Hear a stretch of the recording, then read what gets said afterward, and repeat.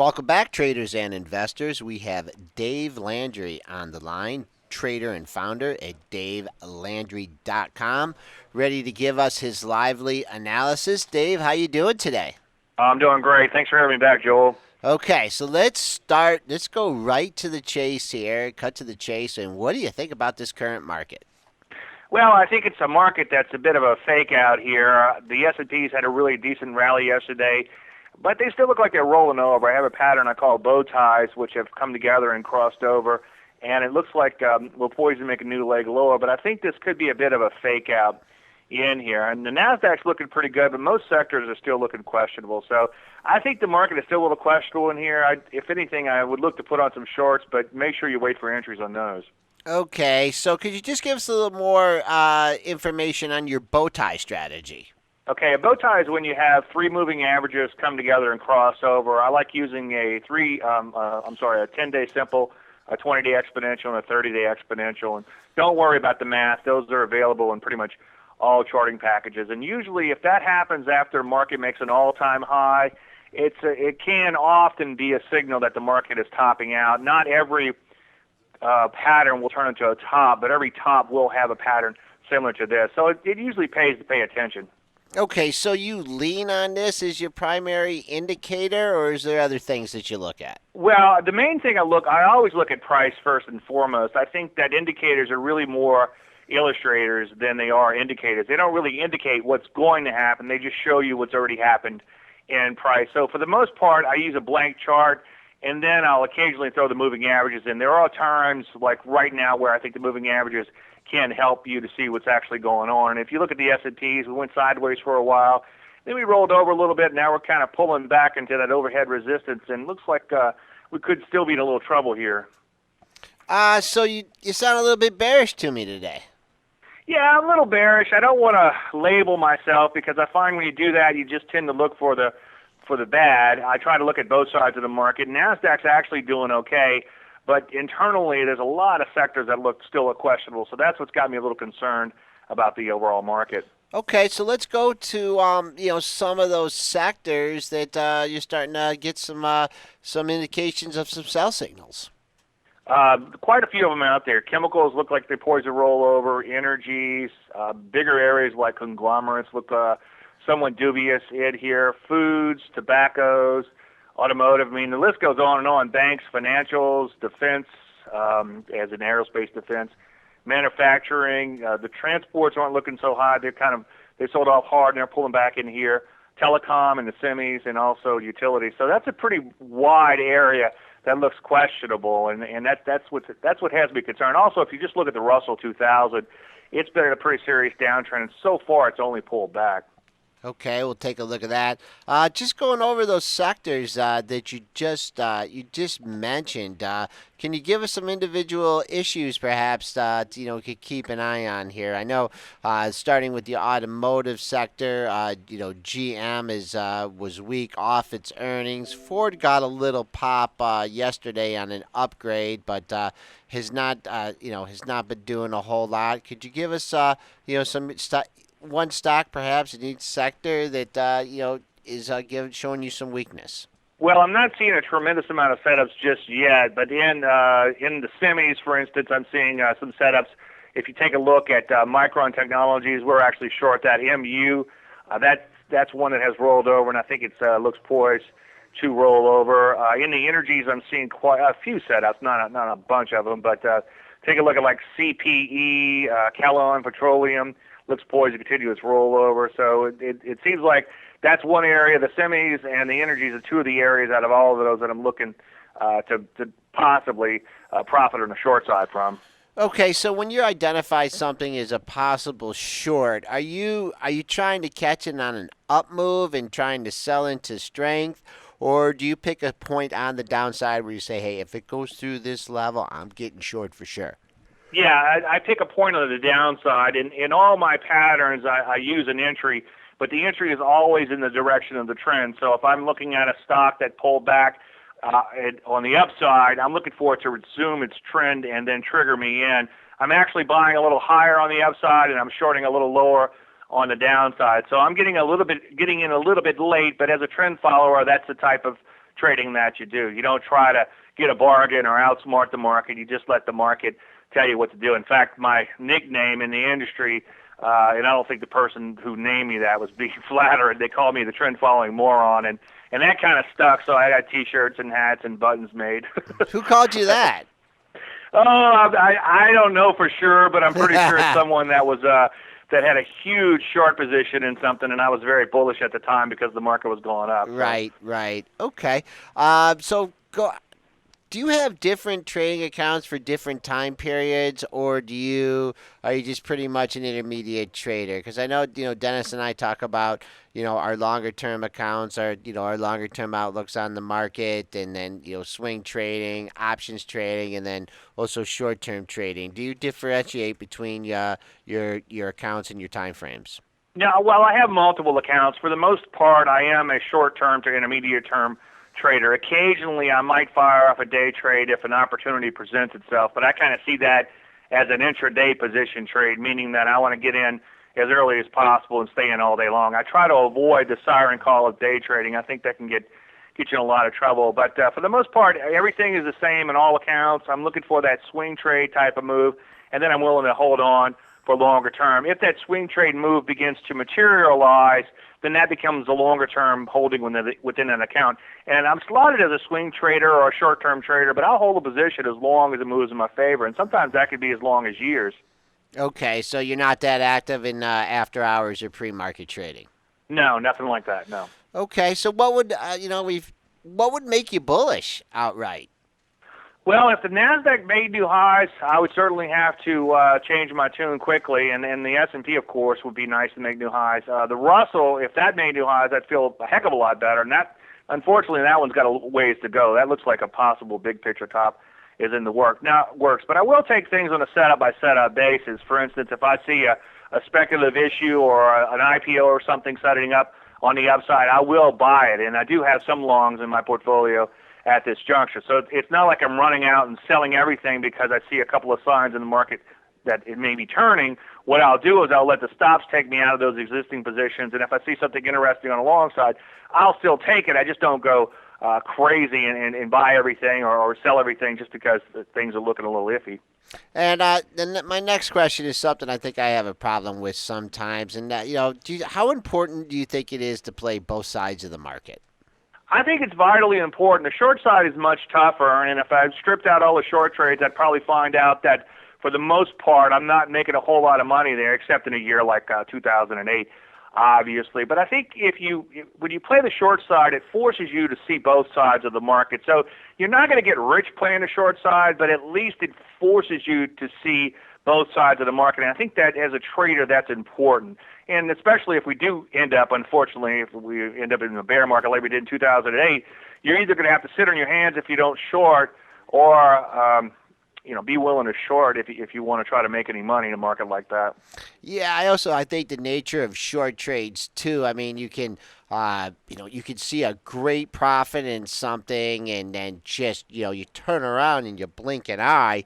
Oh, and yeah. and you're underwater, or you give back a lot of profits. And that's why especially in this market, if you're playing the short side, I mean, I like to have a target point for something on the downside that's going my way. But on the other hand, I just say you have to pick a point where you want to get stopped out, because it's just too quick. The rebounds are so vicious. Whereas if you're playing something from the playing something from the long side, it's slow and methodical. But I Yeah. mean, you can't ignore. I mean, you can't ignore the fact. For me personally, I know Dennis can attest to this too. I mean, you might be the opposite with the long side, but I mean, some of my best trades have been on the short side. I wouldn't say I'm inherently a bearish person, but I think what has to take place and what you're emphasizing is that people have to be willing to play both sides of the market, and that's just not out there. And I think Fari Hamzai just made a great point as far as his advisory service. When the market's going up, he doesn't get any, and the subscribers are quiet. They don't say anything.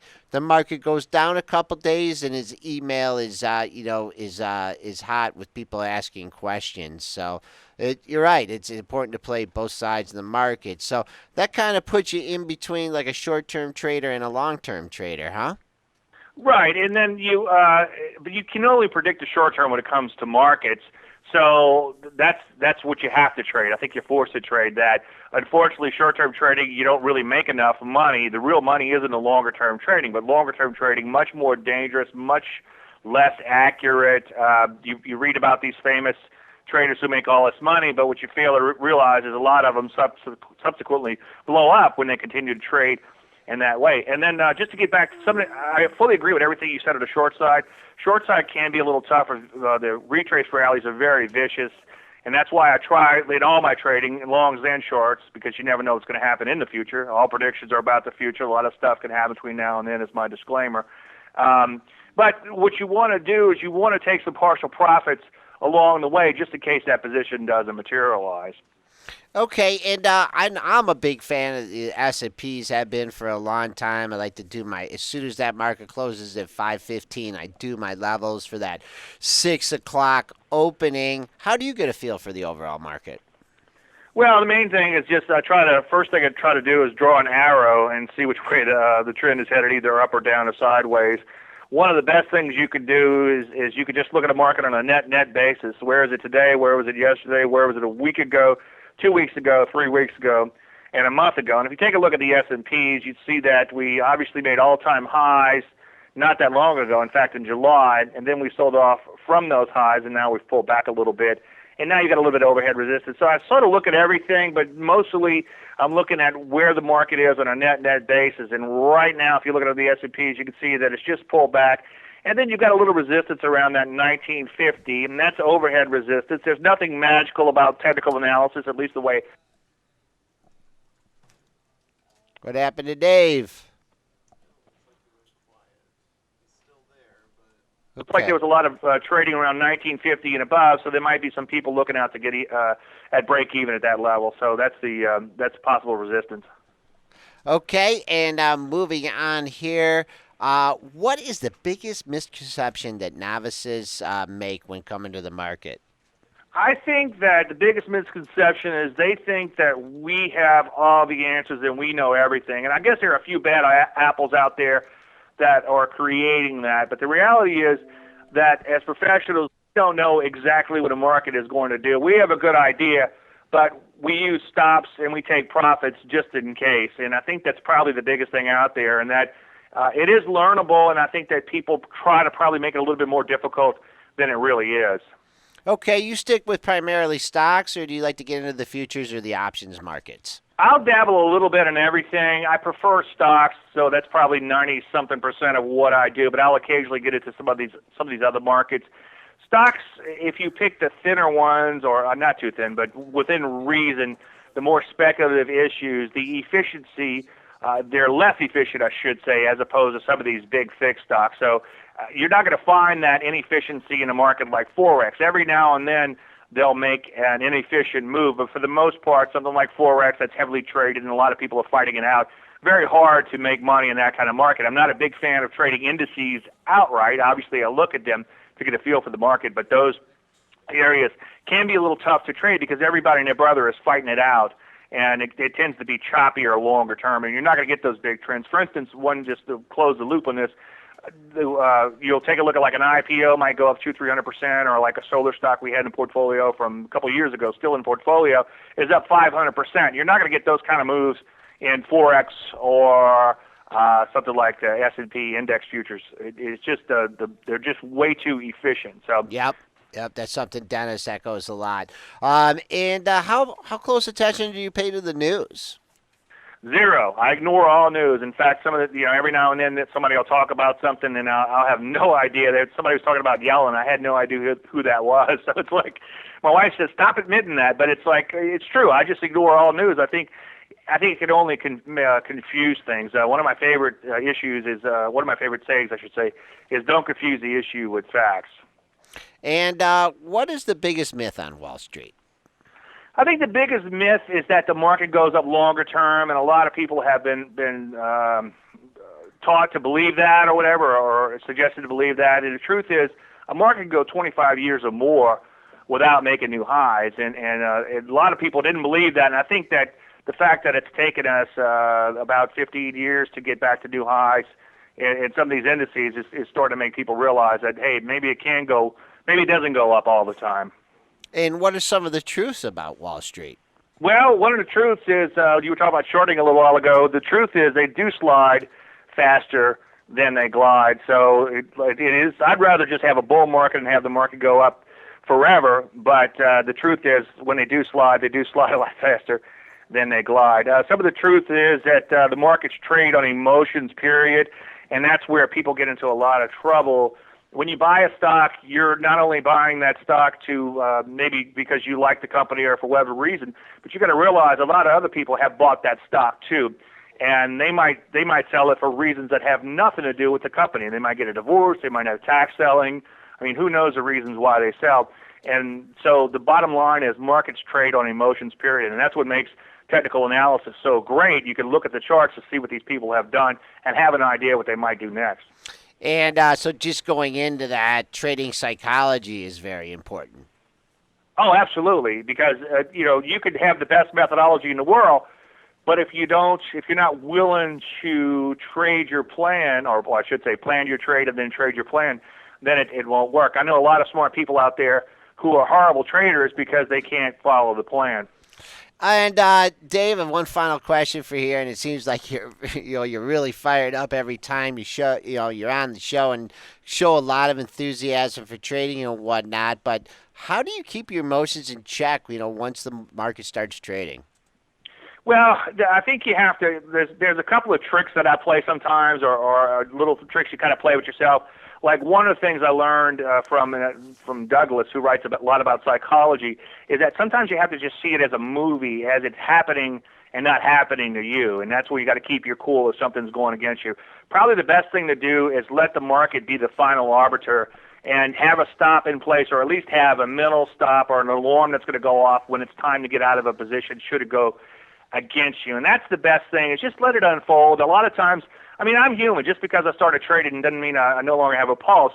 I mean, there's a lot of times I look at my screens, I'll drop a couple F-bombs, and I'll go for a walk, and then I'll come back, and then everything is completely turned around. And I realize I just wasted all that mental energy for nothing. If I'm going to hold positions longer term, I shouldn't be watching every little tick. So you have to just keep those stops in place and let the market decide whether it's going to take you out of a position or keep you into it. Yeah, and I think you're referring to that analysis paralysis there, which is something when you're just looking at, especially with these pennies and everything trading, you do get a lot of noise. Well, Dave, we've covered a lot of ground here on Benzinga's Pre-Market Prep, brought to you by Options House. Thanks a lot for the trading tips. Have a good trading day, and we'll speak to you again soon. Thank you so much, Joel. I had a blast. Okay, thank you.